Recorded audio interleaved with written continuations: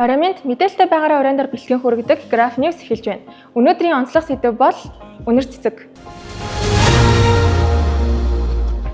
Сэтгүүлч үнэр цэцгийг бол манай хэл мэдээллийн салбарын томоохон төлөөлөл мөн биш сайн сэтгүүлч муу сэтгүүлч гэх мэтчлэн маш олон шүүмжил болон магтаал зэрэг араас нь дагаж явж идэг. За тэгвэл сэтгүүлч үнэр цэцэгт яг юу тохиолдсон юм бэ? За сэтгүүлч үнэр цэцгийг 5 зүйл ангиар яллаад нийтдээ 4 жил 9 сарын 20 хял өгснийг хүмүүс бол мэдж байгаа те одоо тэрээр 20 ангид хоригдож байгаа. За яг ямар 5 зүйл ангиар шоронд орчвоо, яагаад 4.9 жил авчваа гэдгийг ерөнхийд нь ингээд тайлбарлаж өгье. За эхнийх нь бол худал мэдээлэл тараах гэдэг зүйл байгаа. Энэ нь бол дөрвөн иргэн нэг байгууллагын нэр төр, алдар хүнд, ажил хэргийн нэр хүндэд нь халдсан илт худал мэдээллийг олон нийтэд тараасан гэж ерөнхийд өгсөн байгаа. Тэгээ ер нь бол яг хэний нэр хүндэд халдсан бэ гэдэг нь тодорхойгүй. Гэхдээ нэг байгууллага гэдэг нь бол шүүхийн ерөнхий зөвлөл байгаа юм. За яг ямар худал мэдээлэл тараасан гэхээр бидний бүр нөгөө хамгийн сайн мэддэг 8 ишгний гэдэг нэртэй нэг хэрэг байгаа шүү дээ. Тэгээд 2023 оны 7 сарын 3-ны өдөр төр болд гэдэг хүүхэд манай аав ээж хоёрыг бол ингээд 8 ишиг хулгайлсан гэж гүтгээд шүүхээс 2.6 жилийн ингээд ял өгчлөө энэ шүүх мөгч ер нь ингэж ажиллаж болд юм уу те хүнийг ингэж гүтгэж болд юм уу гэсэн агуулгатай нэг хэвлэлийн баг хурал хийснээр энэ бүхэн ерөөдөө ихсэн. Тэгээд хэвлэлийн баг хурлын дагуу зарим нэмийн сайт яг тухайн хэрэг болсон газар буюу Хинтээ аймгийн Баян Адрах суманд очиод тэр гүтгүүлсэн гэж хоригдоод байгаа хүмүүсийн ар гэр болон тэр хохирогч эрүүл хам гэдэг хүнээс очиж яриа авч сурвалжлага бэлдээд тэр бол сэтгүүл зүйн яг л үйл ажиллагаа л та. За тэгээд нэг тийм сурвалжлага юмнууд хийсэн. Тэгээд ерөнхийдөө сурвалжлагуудыг харах юм бол тэр төр болд гээд байгаа хүүхдийн аав ээж нь ГТ гээд хоёр хүн байгаа хгүй юу. Тэгээд энэ хоёр хүн болохоор 8 ишиг хулгаалаагүй энэ хоёр хүн болохоор 8 ишиг хулгаалаагүй хоёр айлын мал нийлээд салахад ингээд тэр 8 ишиг нэг айлын малт нь ингээд үлдсэн байсан. За ярь нь бол ийм зүйлээр ингээд бидний 8 ишиг хулгаалсан гэд гүтгчлээ гэдэг агуулга бол тэр сурвалжлагаар дамжиж ингээд ерөнхийдөө илэрж байгаа юм. Гэтэл энэ хэрэг нь яг үүндээ 8 ишиг ингээд айлын малт ингээд нийлээд үлдсэн хэрэг биш. Нийтдээ 56 толгой мал 56 толгой мал хулгайлаад за хулгайлсан малнаасаа яг 8 ишгийг машинаар тээвэрлээд тэгээд өөр айлын малд ингээд нийлүүлсэн. За бүр ингэж нийлүүлэхдээ танаад ингээд төр байлгачаа ингээд гуйгаад ерөөхдөө байлгаж гэсэн үг шүү дээ. Тэгээ нөгөө айлын яг дэмтгүү тэгээ байрлуулчихгүй. Тэгээд яг иймэрхүү зохион байгуулалттай хэрэг ингээд үйлдсэн болохоор нийтдээ 2.6 жил 2 хял өгсөн гэж шүүхээс тухайн үедээ мэдээлж ирсэн юм байна. Тэгсэн чинь нийгэмд нөгөө ямар ойлголт төрсэн бэ гэхээр энэ чинь нөгөө 8 ишиг хулгайлахын жоох те 8 ишиг ингээд айлын малд авчиж тавьсан байсан чинь юуцсан бэ штэ. Нөгөө энэ хоёр хүний ч хулгайлсан гэж гүтгэн 2.8 хөрлөн ханаагаан бэ гэсэн юм асуудал нэлээд хурцаар явжсэн тийм хураад байгаа. Тийм ямар ч хохирлгүй юмыг та нар яах гээд байгаа 8 ишгээ бараг буцаагаал авцсан юм биш үү гэдэг нийгэмд ингээд нэг тийм масс ойлголт ингээд төрсэн байгаа. Тэгсэн чинь гүтгүүлсэн тэр хоёр хүний гүтгүүлсэн хоёр хүн болохоор өстой 8 ишиг хулгайлаагүй байх чинь юу ч хулгай хийгээгүй байх чинь намайг гүтгэлээгээд ерөөд давж заалах шатны шүүхгээ дараагийн шатанд ингээд хандж байгаа. Гэсэн чинь давж заалах шатны шүүхээс 8 дугаар сарын 2-нд ингээд хуралдаад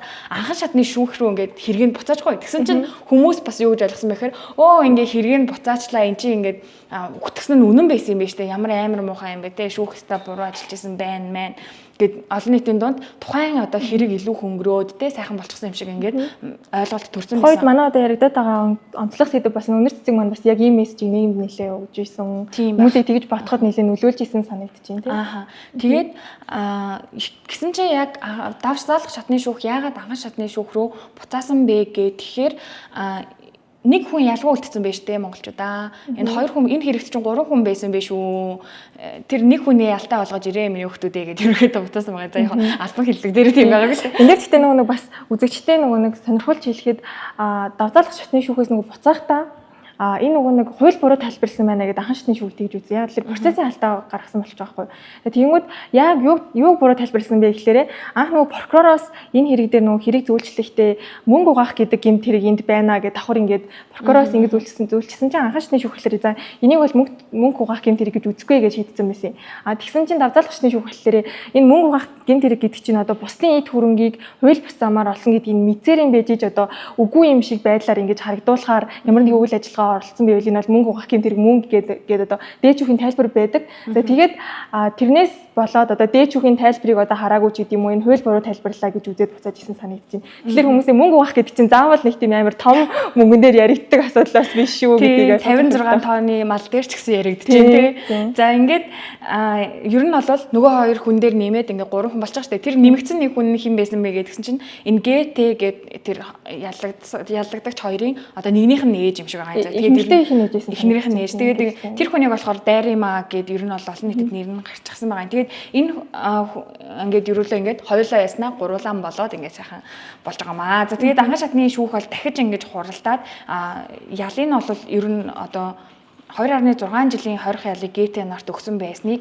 хорих ял биш юу зорчих эрхийг хязгаарлах ял болгож байгаа. За эндээ ГТ нарыг 6 сарын хугацаагаар за тэр сүүлчээр нэмэгдсэн Дайримаа гэдэг хүнийг бол 1 сарын хугацаагаар ингээд тэр Хинтээ аймгийн Баян Адрах сумаасаа битгий гараарай. Тэр нь бол гин буруутай юу гин буруутай. Тий гин буруутай юу гин буруутай ял авсан уу авсан. Би харин 2 хүн ял авах байснаас 3 хүн ял авч ингэж харин ч тэр хэргийг илүү нягтлах тийм боломжтой болсон гэж харагдаж байгаа. Зэг энэ шүүх хурал одоо болж байх үеэр бол өнөр цэцэг сэтгүүлч маань шүүхийн гадаа лоозон байрлуулсан иргэдийг ингээд цуглуулж яриа авсан. Хамгийн гол нь энийг шүүхийн ерөнхий зөвлөл нөгөө нэг нөлөөлөх гэж оролцсон. Шүүхийн ерөнхий зөвлөл чинь нөгөө нэг илт худал мэдээлэл тараасан гэж гомдол гаргасан газар байгаа шүү дээ. Шүүхийн ерөнхий зөвлөл болохоор энэ бол шүүхэд нөлөөлөх гэсэн орлого байж болцгоо. Ялангуяа тэр лоозон байршуулад тий ингээд ялангуяа худал мэдээлэл тараах замаар ингээд иргэдэд юугаад олон нийтийн ингээд ойлголт төрүүлээ тэрийгээр ингээд шүүхэд нөлөөлөх гэдэг байна гэдэг юм гомдол гаргасан юм байна гэж ойлгосон. Тэгээд цагдаагийн ерөнхий газарт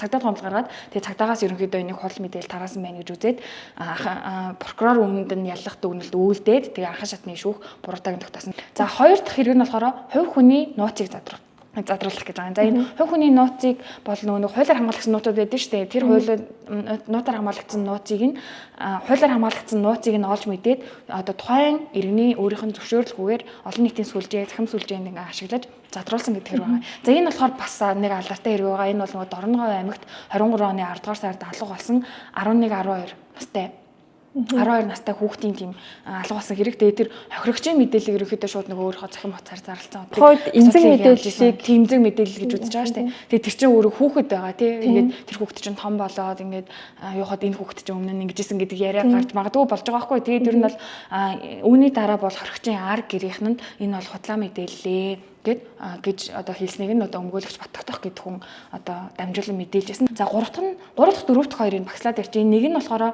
татвар төлөгч хувь хүн хуулийн этгээдийн удирдах болон гүйцэтгэх албан тушаалтан татвар төлөхөөс зайлсхийх зорилгоор их хэмжээний татвар ногдох орлогоо зориуд худал тодорхойлж нуусан. За энэ 3 дахь.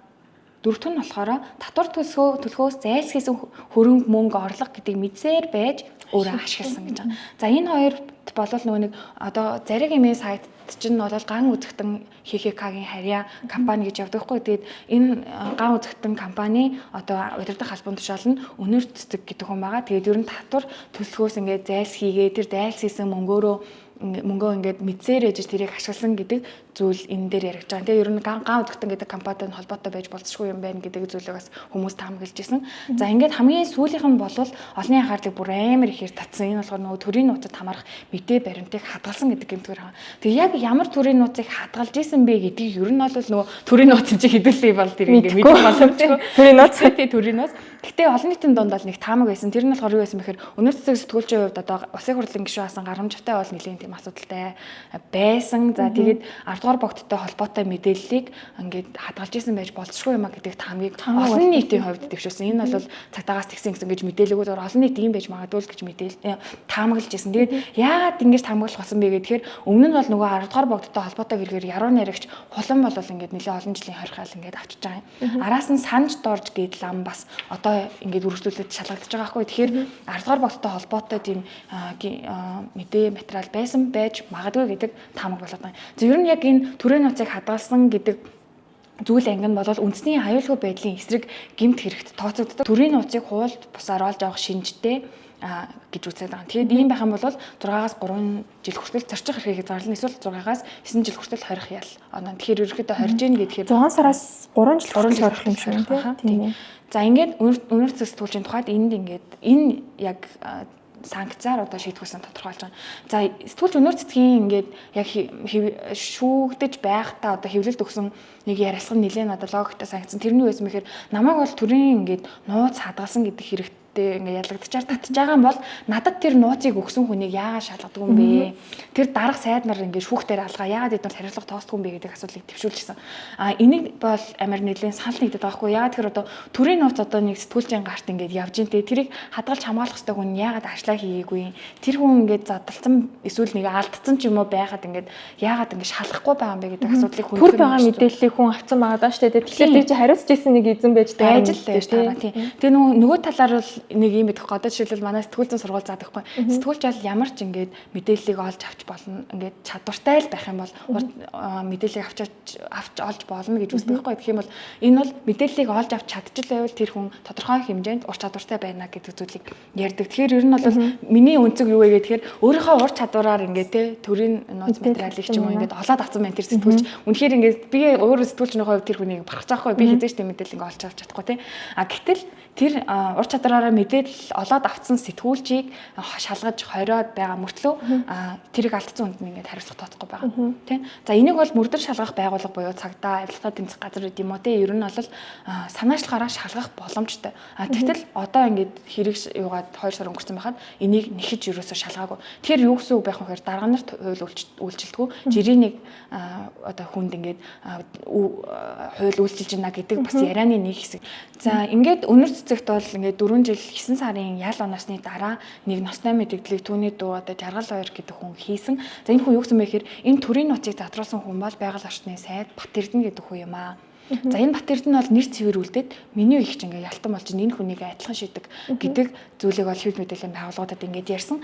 За ингээд Бат Эрдэнэ сайдын хувьд болохоор үгүй энэ ч өстө худлаа бүтгэлэг би бол өстө тийм байхгүй. Би надад ямар төрийн нөөц байгаад би тэрийг яаж өгсөн гэдэг асуудлыг тавьсан. За ингээд ерөнхийдөө энэ хэрийг ингээд намдсан гэж хэлж болно. За сэтгүүлч өнөр цэцгийн хувьд бол ингээд шүүх хуралдааныг маань нээлттэй явуулаад өгөөч гэдэг хүсэлтийг бол ингээд гаргаж байгаа гэдэг нөө сайтуудад ингээд лайв маяг дамжуулах үед ингээд яриад байсан. Гэхдээ шүүхээс бол 5 дугаар сарын яг 28-ны байдлаар өнөр цэцгээс тийм нээлттэй явуулах хүсэлт ирүүлээг өгөөж мэдээлжсэн мэлээ. Энэ аягуус таниу байгаа хүсэлтээ өгөөгүй мөртлөө өгсөн гэж мэдээлсэн. Яг дунд нь асуудал гарсан уу яасныг хэн мэдэхгүй тийм ээ. Гэхдээ энэ нэг юм асуудал болж исэн мэлээ. Тэгээ эцэст нь 7 дугаар сарын 19-нд бол анхан шатны шүүх хуралдаан болоод төрийн одоо нууц мэдээлэл ингээд яригдах учраас бүрэн хаалттай байсан. За ер нь бол тухайн шүүх хурлыг хаалттай хийх үү, нээлттэй хийх үү, эсвэл ингээд хэсэгчлэн хаалттай бас ингээд хийж болдгийм юм л да. Тэрийг бол тухайн одоо хэргийг хариуцж байгаа шүүгч нь өөрөө шийддэг юм байна. Тэгээд сэтгүүлч өнөр цэцгийн хэрэг дээр бол олон нийт юу гэж үзэж байгаа вэ гэхээр төрийн нууцтай хэсгийг хаалттай явуулаад бусдыг нээлттэй явуулахгүй яасан бэ гэдэг одоо юмнуудыг ярьж ирсэн. За ингээд шүүгчийн шийдвэрээр ингээд бүрэн хаалттай явуулаад өнөр цэцэгт бид нэ хэлсэн 4 жил 9 сарын ял өгсөн. За одоо түүний хувьд давж заалдах хүсэлтэй гаргацсан байгаа байна. Хизээ болох нь тодорхойгүй. Тэгээ нөгөө хэргийн хувьд энэ чинь нөгөө 5 гэмт хэрэг байгаа даа. Тэгээ дээрэс нь оролцогч нар бол нэлээ их гэж би сонссон. Тэгээд одоо энэ 4 одоо хүн байна те. Тэгээ нэг байгууллагын энэ төр гэдэг тэгэхээр тэгмэд одоо өнөр цэцэг нээлттэй явуулж гэсэн одоо нөгөө нэг эмзэг мэдээлэл яагаад байгаа охирч нарын зүгээс ч юм уу хаалттай явуулыг өсчих юм бол бас жоохон хэцүү лээ. Тэгэхээр шүүхээс процессын үед тэрэн дээрээ л одоо жоохон ацсан шалаанд байсан байх гэж бодож тийм байх тийм. За ингээд басаа.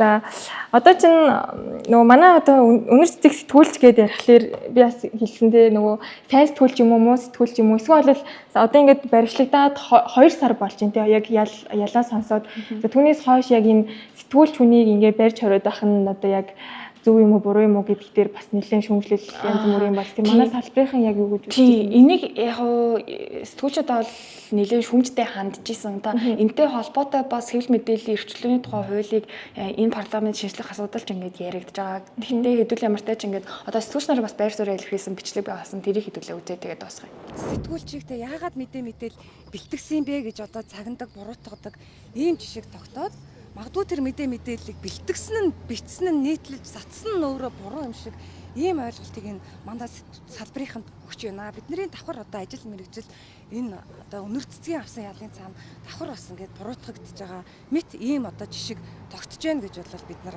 харж байна. За мөрдөн байцаах явцад одоо сэтгүүлч бол ажил мэргэжил юм аа.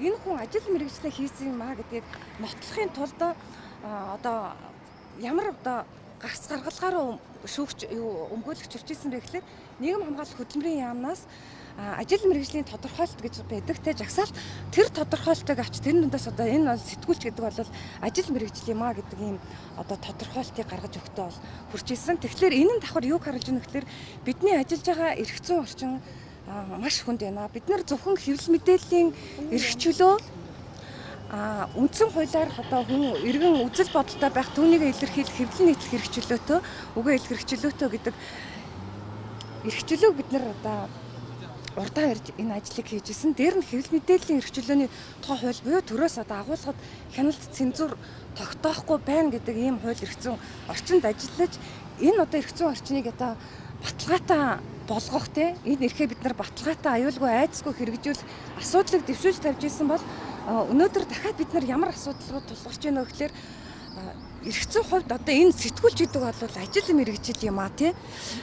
Энэ өөрөө тодорхой хэмжээний эрхтэй үүрэгтэй ийм ажил юм а гэдгийг одоо нотлох хэмжээнд хүртлээ бидний одоо эрх зүйн орчин бас маш хүнд байна гэдгийг бол давхар харуулж байна. За тэгэхээр сэтгүүлчийн мэргэжлийн одоо ур чадвар, мэргэжлийн үйл ажиллагаа эрхлэлтэй холбоотой ингэж хорж болохгүй гэсэн иймэрхүү үнцэг бол гарч ирлээ. За үүн дээр нэмээд яг шүүх хуралдааны хувьд хүний эрхийн одоо асуудал гарсан гэсэн иймэрхүү зүйл бол нэлээд хүчтэй яригдсан. Тэгэхээр энэ яг юу болоод өнгөрөв үү? Үнэр цэцэг сэтгүүлчийн нөгөө нэг хэргийг нь хянан шийдвэрлэхэд одоо 3 өмгөөлөгч байсан. Гэхдээ тухайн одоо сүүлийн шүүх хурал дээр болохоор нөгөө өмгөөлөгч шүүсэн болохоор ингээд хүний эрхийг зөрчиж байна гэсэн асуудал гарч ирсэн. Тэгээ ямар 3 өмгөөлөгч байсан бэ гэсэн чинь Баатар сайхан, Батцүх, Орсоо гэдэг юм 3 өмгөөлөгчтэйсэн юм л та. Тэгээ тухайн өдрийн нөгөө нэг энэ чинь 7 сарын 19-нд те 7 сарын 19-ний шүүх хуралд нь болохоор зөвхөн Орсоо гэдэг өмгөөлөгч нь ирсэн юм байна. Тэгээд нөгөө 2 өмгөөлөгч нь яасан гэсэн чинь энэ Баатар сайхан гэдэг өмгөөлөгч нь 2 шүүх хурал тавцаад байна. Тэгээ тийм болохоор ингээд үнэр цэцэг сэтгүүлчийн ингээд энэ шүүх хурлыг ингээд хойшлуулад өгөөч гэсэн юм л да. Тэнгүүдлээ за энэ хүсэлтийг нь яачаа гээд ингээд шалгаад өгсөн юм. Тэгсэн чинь нөгөө нэг тавцаад байгаа гээд байсан өөр шүүх хурал нь одоо нийслэлийн заалдах одоо шатны шүүх хурал байсан юм л да. Гэхдээ яг ингээд тавцаагүй байсан юм. Ингээд шалгаад өгсөн чинь тэгээд ер нь бол ингээд тавцсан гэж худлаа ирсэн гэж одоо шууд хийж баг тийм тэгж үзэж болох юм байна. За нөгөө өмгөөлөгч нь одоо Батцүх гэдэг өмгөөлөгч нь яасан юм бэ гэсэн чинь ер нь ямар ч шалтгаангүйгээр ирээгүй. Таг алгуулсан. Тийм, таг алгуулсан гэсэн үг. Тэгээд шүүхээс энэ хоёр өмгөөлөгчийг одоо хэрэг хянан шийдвэрлэхэд ингээд саад учруулсан гэж авч үзсэн юм. За тэгээд нөгөө нэг Орсоо гэдэг өмгөөлөгч нь бол нөгөө байхаа үед байсан юм байна. Тэгээд гэсэн чинь нөгөө үнэр цэцэг би ингээд энэ миний шүүх хурал ингээд 3 өмгөөлөгчтэй явах хэрэгтэй. Тэгээд би ингээд нэг өмгөөлөгчтэй ингээд шүүх хуралд оролцмоор байна гэх. Тэгээд ер нь бол өөрийнхөө хүсэлтээр энэ Орсоо гэдэг өмгөөлөгчөөсөө татгалзаа. Тэгээд ямар ч өмгөөлөгчгүйгээр одоо шүүх хуралд оролцсон юм байна. Тэгээд ер нь бол ийм л юм болж. Зөв. За баярлалаа. За сэтгүүлч үнэр цэцгийн хувьд бол яг шүүх хуралдаан болон яг ямар эрхт холбогдсон талаар бол дэлгэрэнгүй мэдээллийг бүгдээрээ сайн мэдж авлаа.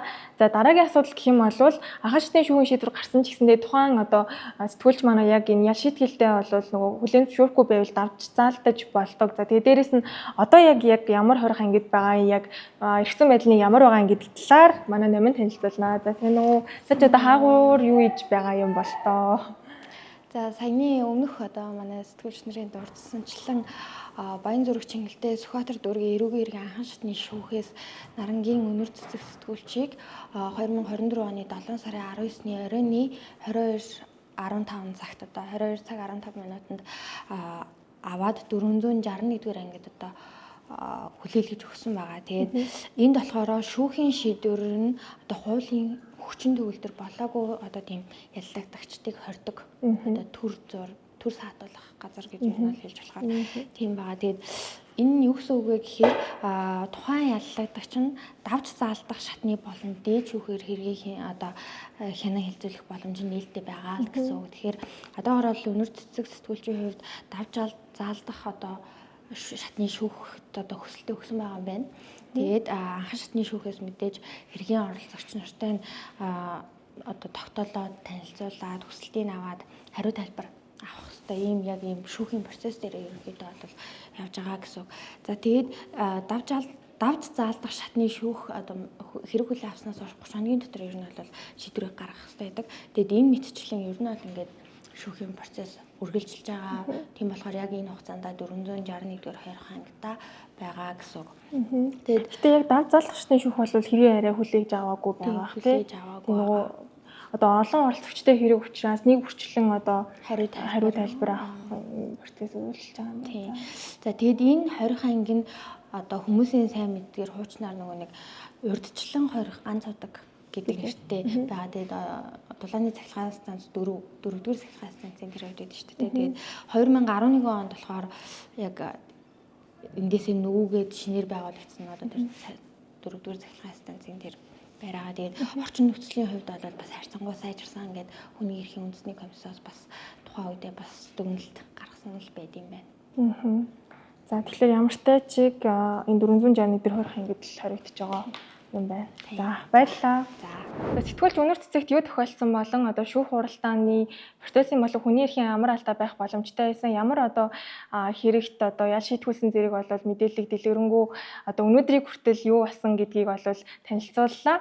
За үүн дээр бол мэдээж хэрэг одоо буруу үйл хийсэн бол ял шийтгүүлэх нь бол ойлгомжтой. Гэсэн хэдий боловч сэтгүүлчин гэдэг утгаараа одоо мэрэгжлийн одоо үйл ажиллагаа хийж байхдаа олж авсан мэдээлэл дээрээ үндэслээд ял шийтгүүлэх нь одоо хэр зөвхөмжтэй вэ? Дээрээс нь төрийн түвшээ болсон хүн мэдээлэлээ задруулсан гэж одоо шүгэл үлээгээд байхад тэр хүн үгүй гэд ямар нэгэн байдлаар одоо хуулийн хариуцлага хүлээхгүй байх нь хэр зөвхөмжтэй юм болоо гэдэг асуултыг дагаад өнөөдрийнхөө онцлог сэдвийг өндөрлүүлж байна. За өргөжлүүлэн үйл явдлын томыг сэтгүүлч Пүрүсүр настай хамт танилцуулах болно. За саний байна да. 50-да гэхгүй бодлоо. За намрын ногоо өдрүүд үндэсний үзэсгэлэн болдсон шүү дээ жил болгоно. Тэгээд энэ жилийнх нь болохоор энэ сарын 23-наас 29-ний хооронд 6 хоног үргэлжлэх болох юм. Тэгээд хаана болох вэ гэх юм бол мэдээж төв зингэлдэх хүрээлэн болно. Тэгээд энд оролцож байгаа хүмүүс нь болохоор мэдээж хэрэг үндэсний үйлдвэрлэгчид, тариаланчид, тэгээд шинэ ургац аваараас хүмүүс маань оролцсон. Тэгээд ер нь бол энэ үйл ажиллагаанд очих хол гоё юм билээ. Тэгээд нөгөө нэг одоо шин бүтээгдэхүүнүүдийг гаргаад авцсан. Тэгээд гоё хоолтой байд юм лээ. За өнөөдөр боловсролын сайд Наранбаяр бол Монголын боловсрол шинжилгээ ухааны үйлдвэрчний эвлийн холбооны дарга мэргэжилтнүүдэд уулзсан байна. За энэ үеэрээ бол багш нарын цалинг одоо нэмэгдүүлэхэд хамтарч ажиллана гэж одоо өөрөө хэлсэн юм байна л да.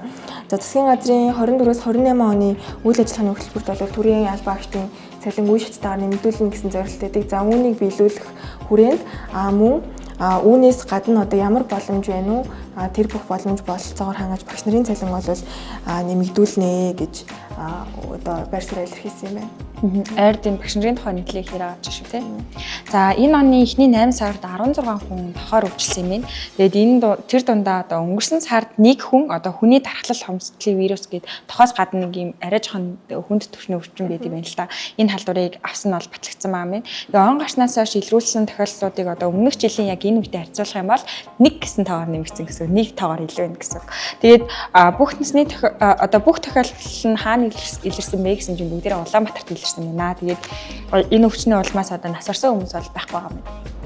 За Дорнод аймгийн Халахгүй суманд бол одоо хээрийн төмөр гарсан юм байна. За өчигдөр 13 цагийн орчимд дуудлага одоо ирээд тэгээд онцгой байдлын газрын албан агчид хээрийн төмрийг унтраасан. За төмөрт 3200 га хээрийн талбай өртөж чадсан байна. За ихэнх нутгаар салхи шуургатай тэгээд хураашилт өндөр байгаа учраас төмөр гарах нөхцөлийг бүрдүүлж байгаа юм байна. Тийм болохоор одоо иргэн болгон одоо хойно төмөр гарахаас сэргийлээрэй гэж одоо мэдээлсэн байлээ. Уусаа нөгөө хавар намрчин эвгөөд шүү дээ. За ингээд өнөөдрийн мэдээллийн хөтөлбөр маань өндөрлөж байна. Маргааш Улаанбаатар хотод 12 градусын дулаантай. Гэхдээ бол оройн өдрүүдэд хөдөрч байгаа учраас дулаан хувцас өмсөөрэй. Өргөжлүүлэн одоо маргаашийн орон нутгийн цагаарын мэдээг хүсэлтээр хүлээн авна уу. Баяртай.